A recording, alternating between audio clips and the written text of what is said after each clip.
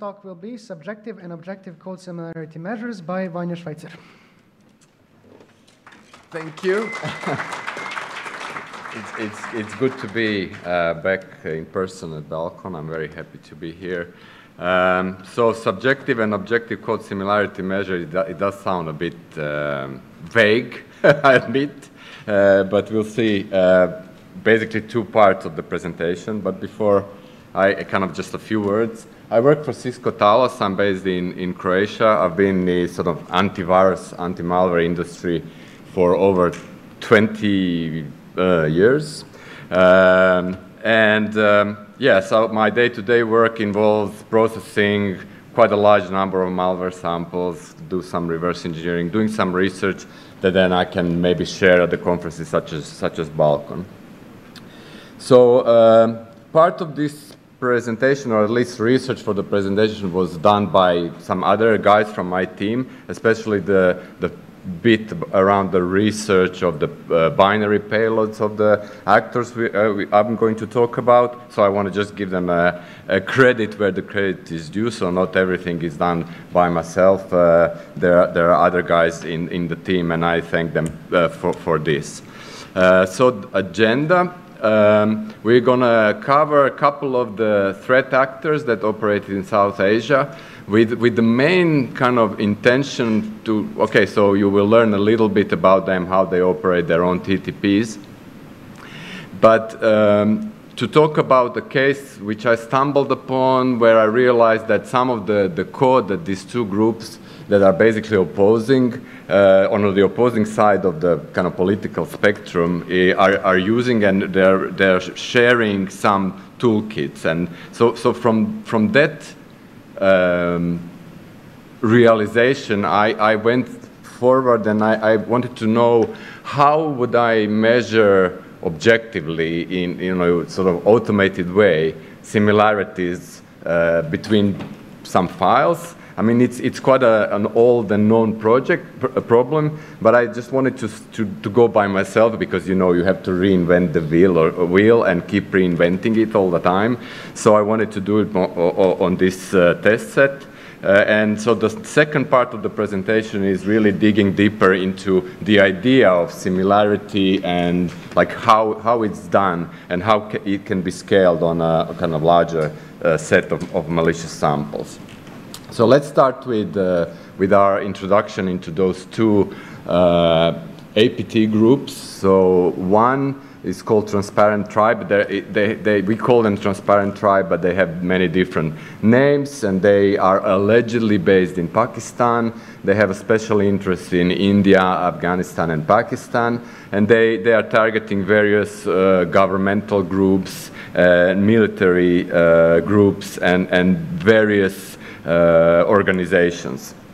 They, as the final payloads, they developed two main remote access Trojan. One is called Crimson Rat, which is all programmed in C#. It's relatively simple. It does anything what you expect a remote access Trojan to do. So once it's installed on the target system, it allows the attackers to control it as any kind of remote administration tool. And recently, about 2 years ago, well, we discovered that they started using a C native code, and they use a payload called Oblique Rat. And the Oblique Rat is seen in more sort of highly targeted attacks.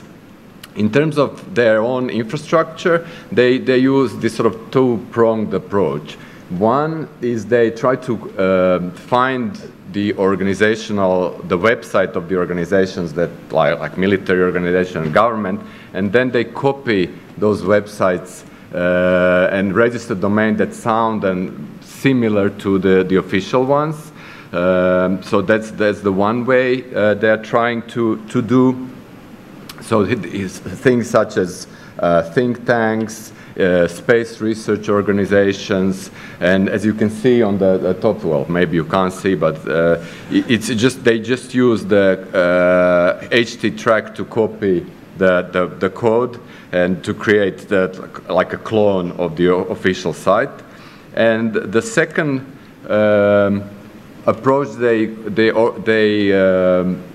register like file sharing like malicious domains such as drivetransfer.com, mediashare.cc that look pretty legit in terms of the naming, but they also own them, and then that's where they host their malicious documents. And here's one of the examples. One of the interesting things is like at the bottom, it instructs you how to use it. Please copy link and then paste it on Google search, so don't click from the mail, and make sure you download it through your laptop. So, you know, just give you some hints on what sort of hardware are they targeting here. Mostly, you know, likely some sort of PCs. I kind of already mentioned that they have defense teams campaign, conference attendees, some job adverts, and so on. So we'll look at a couple of examples. So here's an email where they attached a malicious Excel file, and this is a phishing email that was sent to defense advisors which were stationed in Indian embassies in Southeast Asia. And eventually, if you open this Excel spreadsheet, you will have the Visual Basic for Application macro, which will eventually deliver this crimson rat. Here's another theme that seems to come from the Ministry of Foreign Affairs of Republic of Iran, which seems to come as some kind of British High Commission press release, which warns whoever is the recipient. I think in this case it was targeted on Indian government, is that somebody has described Iranian organization as a terrorist organization, and this is unprecedented, and so on. So the lures seem to be taken from the original and real documents, but when you open those documents, what you'll have is the Visual Basic for Application code, which is the more or less subject of the research on similarity which I started, but this research can be applied to any text files, but it also can be applied to binary code and binary files. I think two major things to notice on this code. I mean, we are not going to dig too much deeper, but what it does, it sets up some directories and it sets up some variable names. Eventually, the first arrow points to the user form. You can define user forms in Visual Basic for Application code where user can interact with. In this case, we have a hidden user form, and a user form has a text box field, and text box field contains some text, which is separated by a separator character. In this case, it's 0, and basically malware decodes these huge text characters, removes the zeros, and then creates a binary file from it, and then the binary file is saved into a particular location and just executed. It's kind of a simple thing. The two characteristics here is using this user form, which is a bit unusual. The reason why they might be using the user form is when you run some macro analysis tools, such as OLE VBA, for example, which is like the standard tool you use to dump the Visual Basic application code from Office documents, you won't see this user form by default, so you don't know what's contained in it. And the second thing is they are using this relatively simple loop, for each loop, to create from a string. They create a byte array, and then that binary byte array can only be saved into a file. So two characteristics that kind of stands out. So this is the transparent tribe group. The second group is the donut group. The donut group is like I said, they are opposing, so they are most alleged to be from India, and they also have interest in South Asia, Pakistan, China, Iran, West Africa, and so on. And they operate slightly different models. They are very much interested into mobile Android-based malware, and occasionally they launch some Office-based, macro, PC-based attacks, and they use some commodity rats, remote access trojans, such as Warzone, which is also known as Ave Maria. Again, one standard rat, which then if you use those commodity ones, then it's a little bit more difficult to attribute the attack to a particular actor. If you create your own toolkit, then immediately we can track you because you know you're the only organization. So in case of Transparent Tribe, when you see Crimson Rat anywhere, you can be almost certain that this is a Transparent Tribe that's doing the work. The Donut group often relies on the exploits in Word documents, so they don't always use Visual Basic for application code, but we realized that in some cases they started using it. So here's an example of some telephone book that seems to come from a Ministry of Foreign Affairs that was shared in one of the attacks. So coming back to our Visual Basic for application code, this is the code that was taken from one Transparent Tribe example from 2018, and here we have the two staple characteristics: the conversion, the usage of a text field or some user form. In this case, they started with a text field, which is separated by a comma, which is then converted into a binary array using cbyte function. So again, we have very similar to what we've seen before. And then the other group, early examples of their code is, as you can see immediately, like you look at two pieces of code and you see, no, they're not really related. So this one drops a DLL, and that DLL is then launched using the run DLL32 functions. So quite a bit different.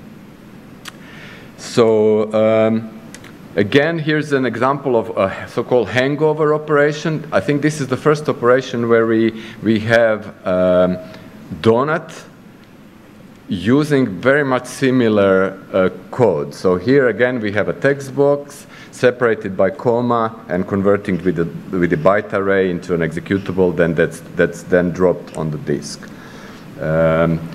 We have a case of Donut from June 2021. Again, they're setting up some variable names and saving it with cbyte into a file. So again, quite similar code.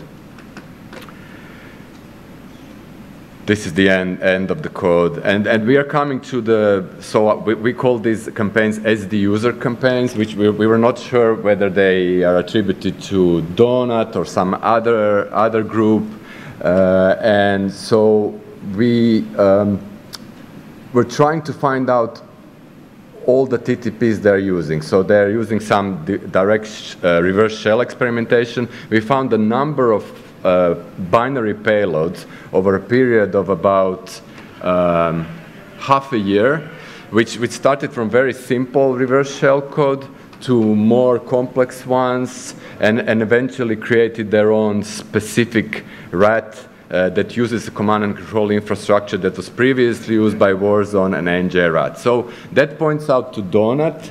The VB code points out to some other organizations. So when we discovered these files, there were some Twitter feed or groups on Twitter who were like saying it's either a Donut or Sidewinder. Sidewinder is again an Indian group that's attributed to India by some vendors. And so I wasn't sure. I started working on it, and I'm thinking, okay, so this is Sidewinder, whatever this is. How do I know? And slowly, you build a slightly different picture.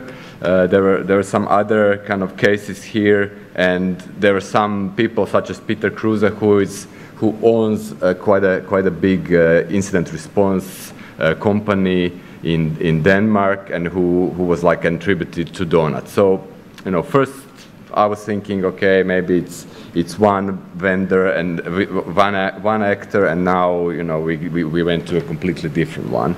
And so it's very difficult, this sort of the whole job of attributing certain attack to some individual actors, because of course somebody who's a skilled actor can really easily emulate somebody else's tactics and techniques. So in this case, we were like it's one or the other.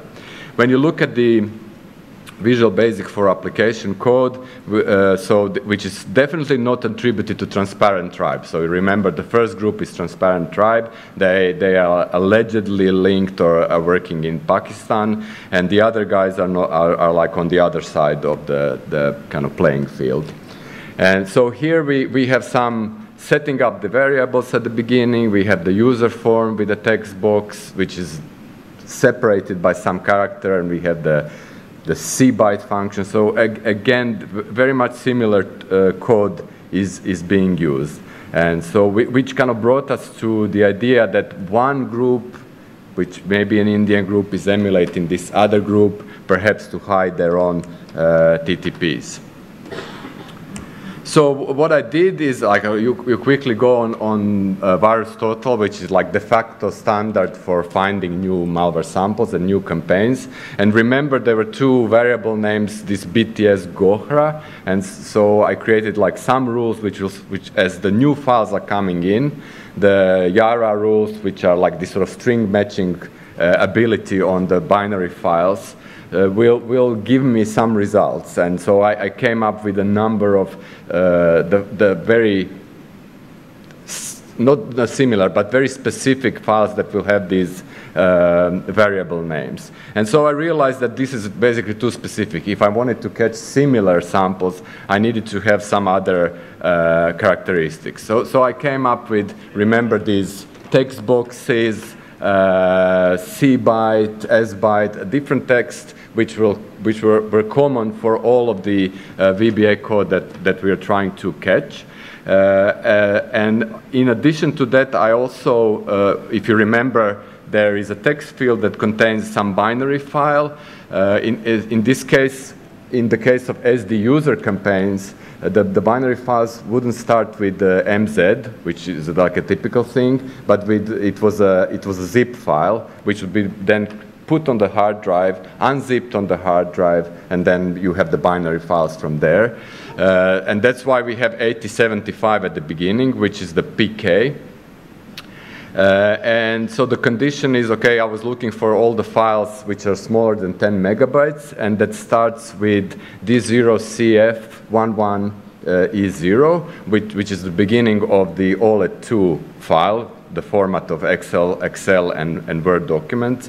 And I come up with more and more of these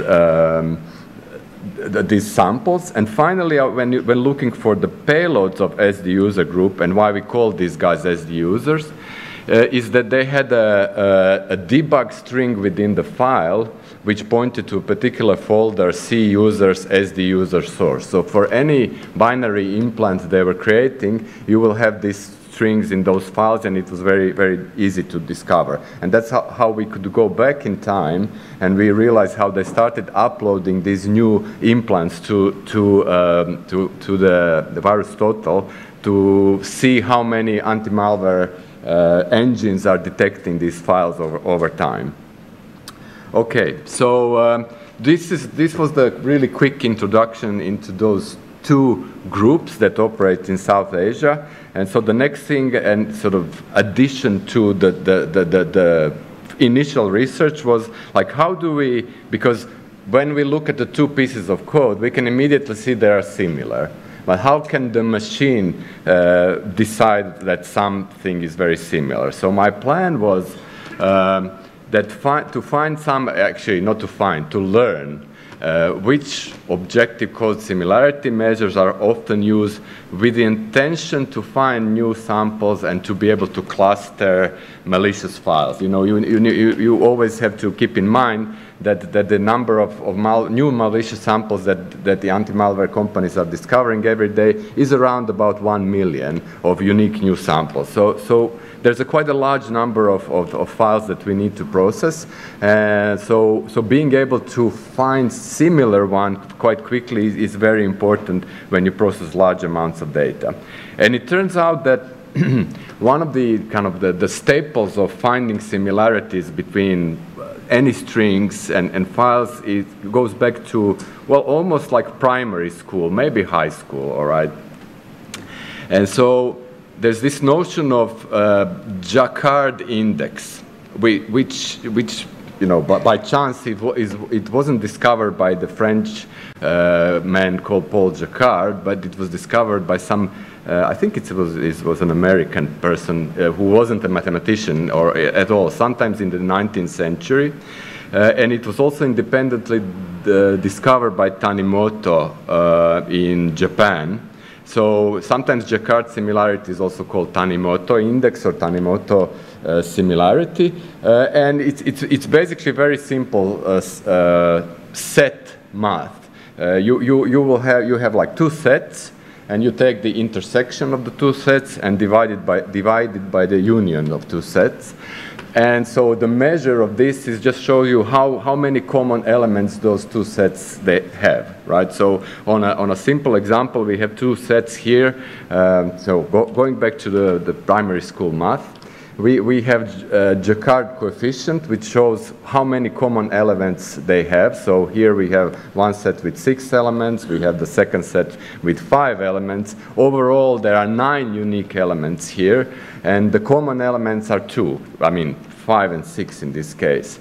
So we have Jacquard coefficient is just like how similar are those two sets with, you know, 2 out of 9, or how far away are those two sets, which is 7 ninths. So one minus Jacquard coefficient will give you Jacquard distance, essentially. That's the function. Of course, that sounds super simple, and it is. But the complicated part is like how, when you're given two binary files, how do you choose those characteristics? How do you choose elements of the sets? And if there are thousands of elements of each set or hundreds of thousands of elements of each set, how do you find something that really quickly comes to show you on millions of files which files are similar for investigations? So, and that's where we come to this idea of Kolmogorov complexity, which is just like a measure of how can you describe one program with another. And so this other program is this sort of distance between those two files, between those two programs. But it also leads to a measure called normalized information distance, which unfortunately is proved to be non-computable or semi-computable. But it's very similar to something that we can compute, which is called normalized compression distance. And the normalized compression distance really relies on our ability to compress files. I mean, we all compress files, we all send them in a zip format and whatever. And it turns out that to be able to compare two files, you don't have to do much more than be able to compress those two files. And the measure is basically you concatenate two files and compress them with some function. And then you subtract minimum of the compression of the lengths of the compression function on first file and the compression function on second file. If those two files are very similar, the compressions are very good in nicely compressing repetitive content. So if we have two similar files, they will have a lot of similar bits and bytes. And so compressing them two together will be very similar to compressing a single file. So the length of the two will be very, very near. And so divide that by the maximum of those two lengths, and you get this compression.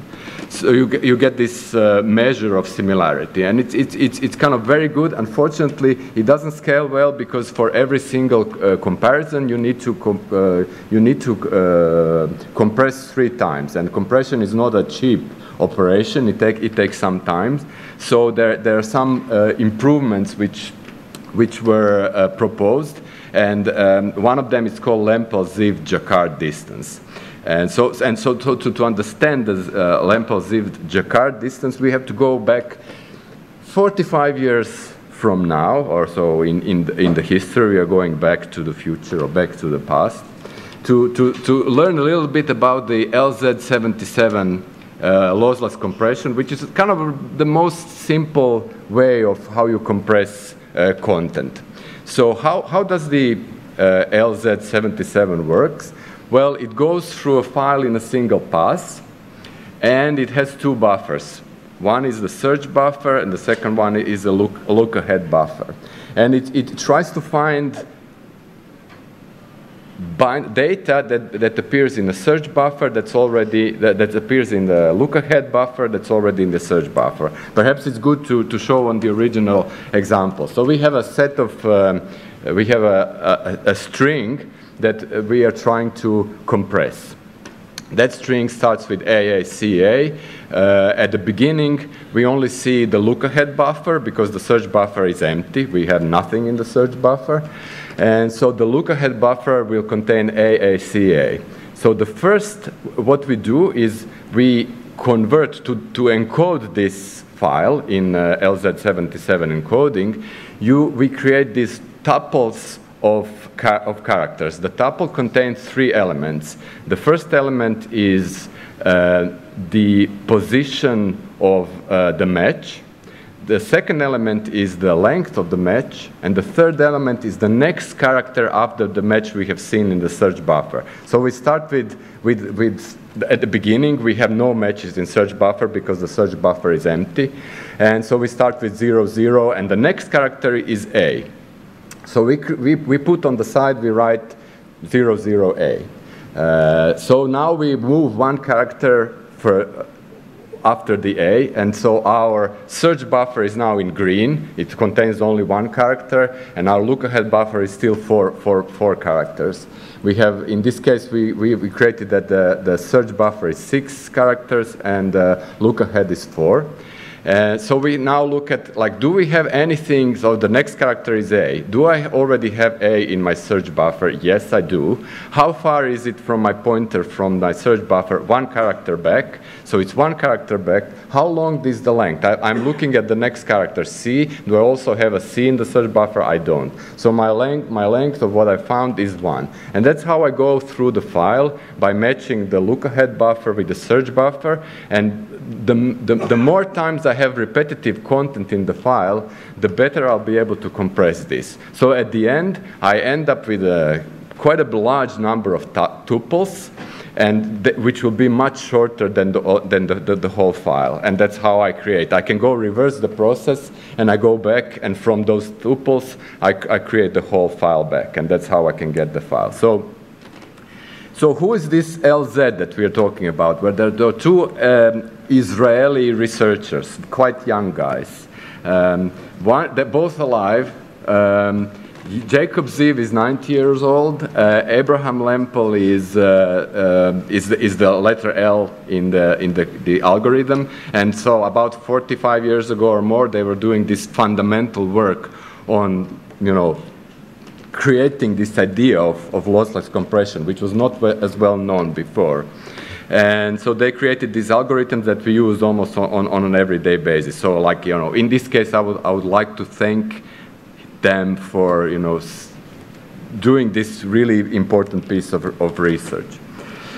So going back to our Lempel-Ziv Jacquard distance, that was a recently discovered technique for comparing files. So the idea is that you create these dictionary strings or tuples on a file, and then you kind of sort them, and then use some hashing algorithm to create 32-bit hash values. Then you sort those hash values by some distance from the smaller to the biggest, and then you choose an n number of those hashes as index for hashing in the big database. So 2 files which are similar will have a large overlap between the 2 sets of hashes. So in this case, I'm so happy to meet all my friends at BalCCon. We create a number of 38 32-bit hashes. And so with some other string that looks, maybe I'm so happy to meet all of my friends, but not at BalCCon in general, we will have a large number of very similar hashes here, and we'll be able to create, to calculate Jacquard distance on these hashes. So this is like a kind of like a shortcut, so you don't have to compress the whole file. You do this once, you store it in a database, and you have these hashes, and you have to only calculate it once, and then you can do some more clever matching. The other concept that's often used in anti-malware world is this notion of locality-sensitive hashing. You know how when you have MD5 or SHA-1 or similar like cryptographic checksums, the idea is to have such a good hashing algorithm that even if it's a small difference between the two files, the hashes will be very different. So you aim to minimize the collision between those two hashes. But with locality-sensitive hashing, the idea is if you have two similar files, you want to maximize the collisions in the hash packets. And so the fundamental or the initial algorithm comes from actually comparing spam emails and something called spam sum. And Jesse Kornblum from Facebook kind of improved it so it can be applied to normal text files and some binary files. So what it does is you just you have to calculate the size of the buffer you want to calculate the checksum on, and once you have the size of the buffer depending on the file length and so on, several characteristics, you travel through the file, and for every buffer you emit a checksum. And so you get this long string that we see on the bottom of the screen. At the beginning you have this 24 number, which is the size of the block, and then you have using size of the block 24, you get this checksum that looks very much textual. And then with the double the size of the block, you get smaller checksum. But you can easily compare two files with similar content will have very similar. So you just look at the editing distance between two SSD checksums, and you'll be able to quickly realize. So you have the measure of similarity goes from 0 here to 100. So 100 is a perfect match. 0 is basically no match. What I found in my own kind of looking at those algorithms is that it doesn't really work. It doesn't work well on binary files, and so I quickly kind of discarded this SSD as the kind of good algorithm. But about 10 years ago, Vasily Rusev developed a hash called SD hash, which is also a kind of a locality-sensitive hash. But it has some better characteristics. It's not really updated since. So it was, I haven't considered it that much, but the one that I considered, and it's really well performing on a large sample set, is called TLS age, so Trend Micro Locality Sensitive Hashing, which was developed by some Jonathan Oliver and a few other guys in Trend Micro. And what this does is it's pretty good with code reordering. So sometimes you have malicious actors who are trying to randomize the content of the file, so you can't immediately see that some file is similar to another by inserting some junk bytes, junk instructions, and so on. TLS age is done so it's quite sensitive, quite resilient to changing the byte swapping and things like that. And the way it works is, you have a small buffer, usually of 5 bytes, and out of those 5 bytes you take checksum of 3. So you kind of ignore 2 bytes. So you can, if those 2 bytes are the first and the second byte, you ignore them, you only take the last 3, and then you have all the permutations of those 3 bytes within the 5 n-gram kind of buffer, and you score the kind of you look how often those n-grams are appearing in the file, and you place them in 4 buckets, like 0%, lower quarter, and then the first quartile, the second and the third quartile. So for every quartile where they have, if there is a large number of these files, they will be in the highest quartile, and you give them a value 1, 1, so it's 3. So you have the values from 0 to 3, which you can assign to a particular byte sequence. And that's how you create a checksum that's 70 or 68 bytes long. And so it's very easy. The TLSH gives you a function to compare that, and you get the results from 0 to 1. And it works well on a large number of sets. So now, you know, this thing the comparison of code is not really just used for like malware analysis. It's also used by many professors around the world when they try to mark some student problems to see who copied the code from one to another. And so there's this idea of called the algorithm called measure of software similarity. It's said that many professors in the US are using this measure of software similarity. And so I don't know how they decide who copied from who, but at least they can see whose code is very similar. And there's a Python implementation called copy detect, which I kind of shamelessly, of course, used on my samples. And again, the idea here is, how do you scale this on a large number of samples? And here's where this algorithm called winnowing is coming in. So we have at the beginning, you know, how it works. We have at the beginning some text. In this case, a do run, run, run, a do run, run. We discard some useless characters such as space. And we maybe do some transformation of the text, and we have the long string a do run, run, run, run, run, run. We take n-grams, in this case 5. So a do-ra, do-run, and so on. We create hashes of those n-grams. So we have like hypothetical 1-byte hashes here. And then we go into windowing. So we have another buffer that we go. And the reason why we do this buffering is to come up with the n number smaller, the n smallest values of those hashes. And for some reason, those n smallest values of the hashings are really great representations of those files. So instead of comparing hundreds of hashes, we only have to compare 5 or 6 to see that some files are similar. And then for the fingerprint, in the end, you see the fingerprint is 17, 17, 8, 39, 17, whatever. We also give them the position where this fingerprint is, so that we can see which parts of the files are in fact similar. Of course, you know, the students wouldn't be good students if they wouldn't create anti-plagiarism engine called Mossad in this case. This is closed source project at the moment. And the idea of Mossad is, okay, so you want to, each measure of software similarity creates a score.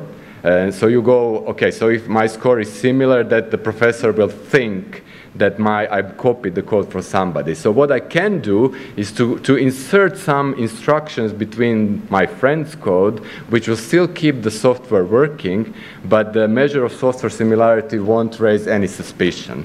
So there are projects like that, and I'm sure it would be really good for malware writers as well.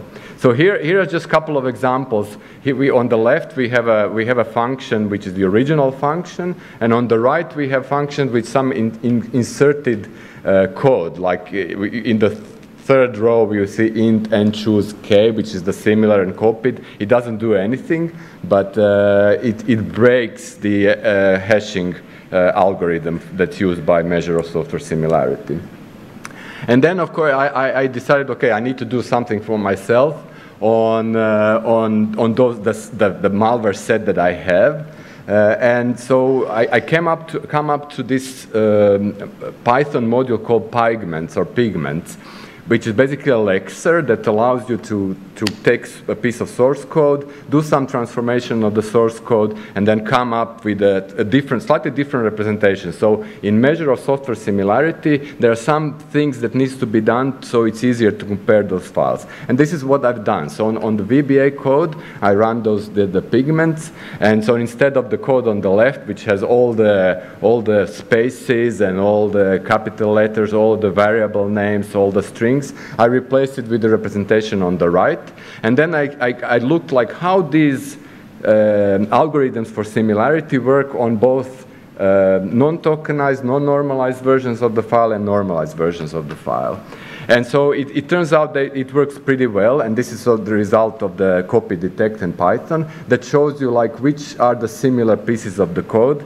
And so I kind of created like really simple script which used 7 or 8 different measures on my really simple test set. So what I had is like maybe 10 different files. They're all a representation of either transparent tribe or donut, and I run my software of similarity measures in my script, and so it comes up with some results which kind of more or less, if you look at the shape of these graphs, it kind of gives you the idea that it works, that most of the algorithms agree on their measures or their distance calculations.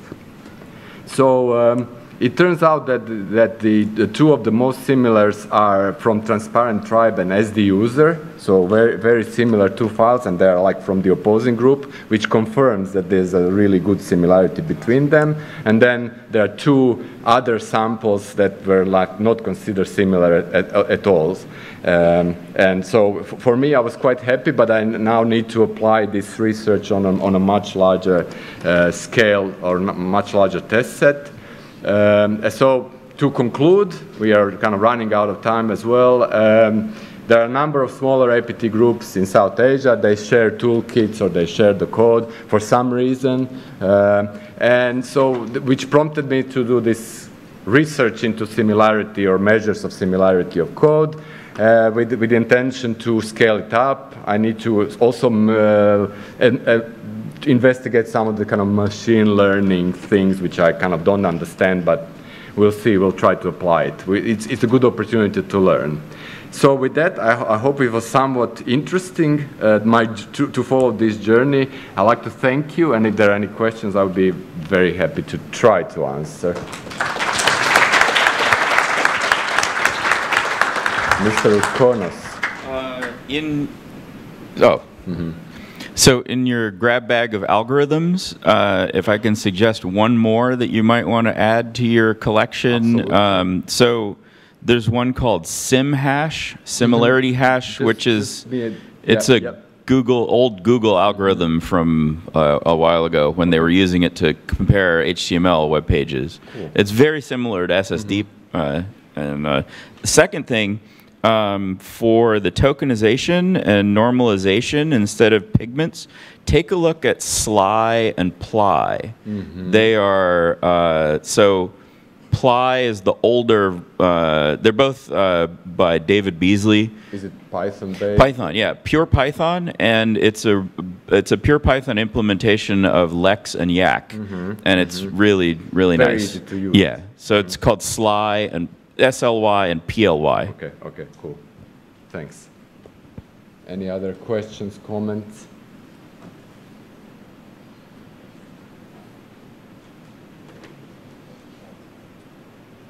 Anyone else? Then I think we are ready for the beer and the next presentation in about 15 minutes, yeah? Okay, thanks.